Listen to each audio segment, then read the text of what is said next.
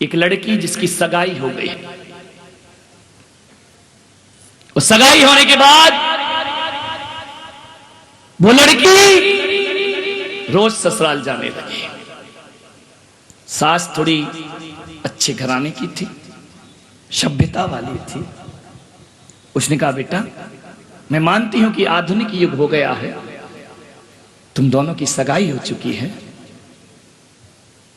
मैं तेरा विरोध नहीं करूंगी, तुझे मिलना है उससे, मेरे लड़के से, तो टॉकीज में मिल लिया कर, मॉल में मिल लिया कर, किसी गार्डन में मिल लिया कर।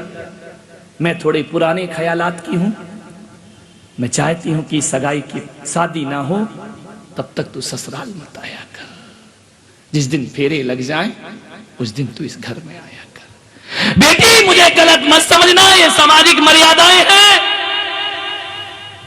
अरे तू मोबाइल में बात कर लिया कर, सारी रात बात किया कर, लेकिन खुलेआम इस घर में शादी के पहले मत आया कर।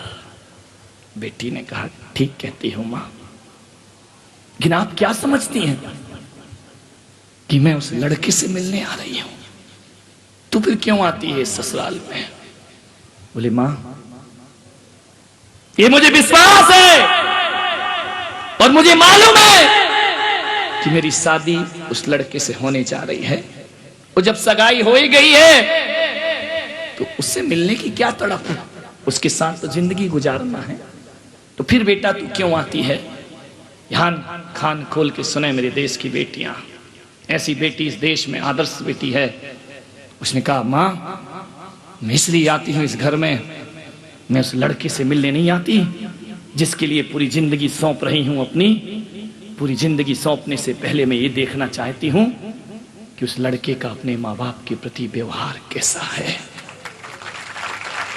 वह लड़का अपने बुजुर्गों की इज्जत करता है या नहीं करता है, मैं ये देखने आती हूं। बच्चे के मन का कुछ नहीं होता है तो बच्चा शांत रहता है या क्रोध करता है।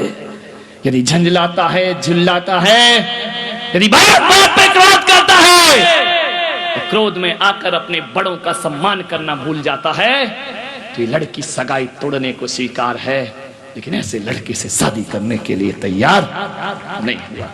मान्यवर, ऐसे घर बसते हैं लोगों के, ऐसा माहौल बनाइए, निर्माण करिए।